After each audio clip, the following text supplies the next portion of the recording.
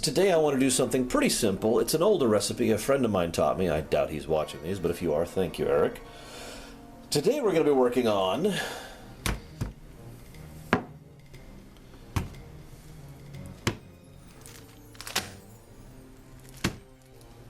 and our crucial ingredient for the day, garlic.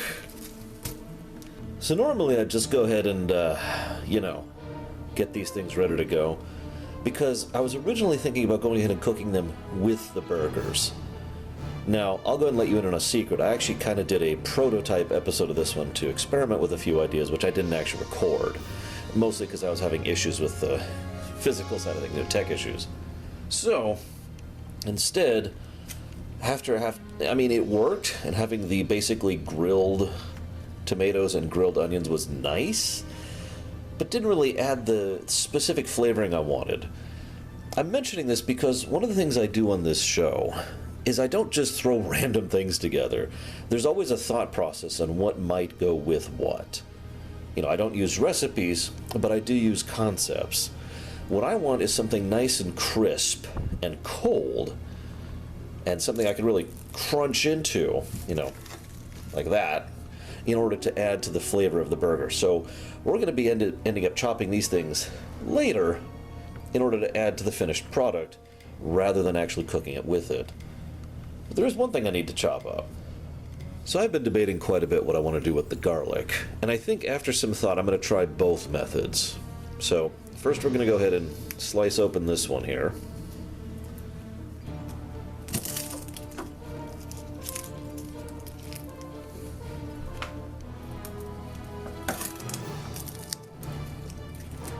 So idea number one is we're just going to kind of take this. I think we'll probably slice it down a little bit more. In fact, what I really want is for it to be a narrow strip. So we're going to do this. There we go. So that'll be option one. Option two,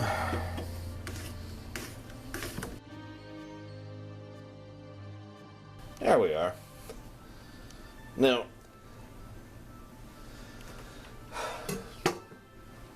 because of the way we're doing this, I'm basically going to make two major patties here.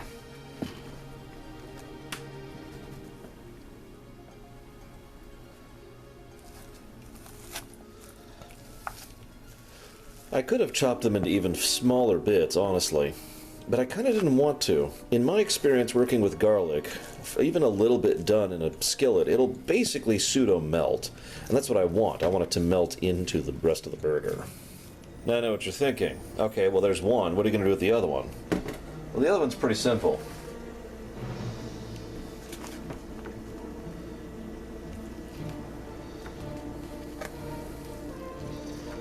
There we go. Just going to squeeze that in there. One of the things I've heard a few people say is that a lot of the recipes, if you can call them that I'm doing here, are pretty simple. And if I'm being honest, that's okay.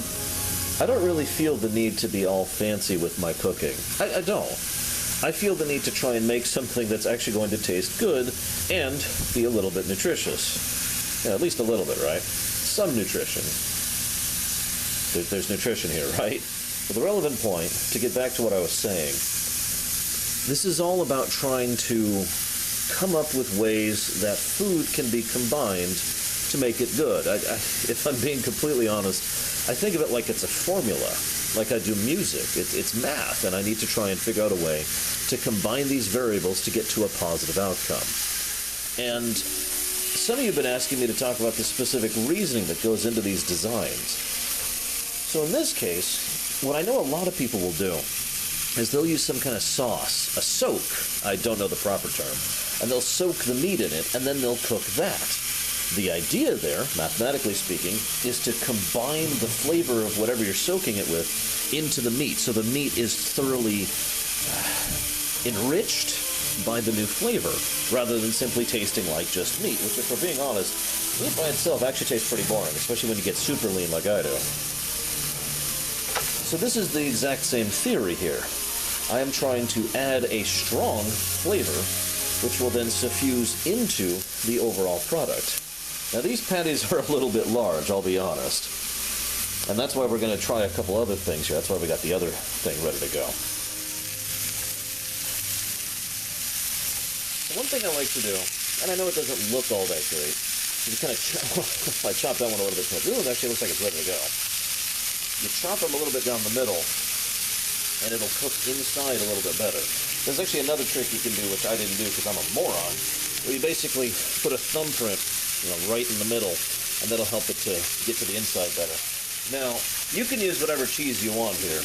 I'm a big fan of Swiss myself. Now, this is the tricky part, and I'm going to laugh if I screw this up on camera. But if you leave it on just long enough, it'll start to melt into the burger as it's getting ready to be pulled out.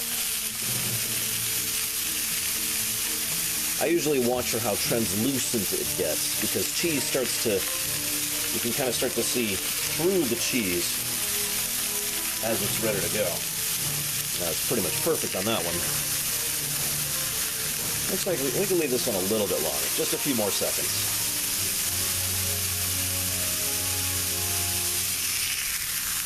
There we go. The more observant of you might have noticed I changed my mind. I decided to add some chopped tomatoes to the mix here. And I went ahead and mixed those into the burger patties. Mostly based on the experience we had last time with those taquitos. That was just so good. Granted, I do actually have some jalapeno to chop up into it, but I didn't really have the time to get into it with the skillet actively going. So I decided to skip that. Now, if you were paying attention, you notice I didn't have any bun listed in the original ingredients. You can add a bun if you want. That's up to you. I'm not here to judge. But for me, a hamburger bun has always been in the same general vein as chips. When they're good, they're great. When they're not, well, what's the point of them? They're just a vehicle to get the actual flavor to you. So we're going to do this nice and crudely, but this is effectively our hamburger right here. Forgive me.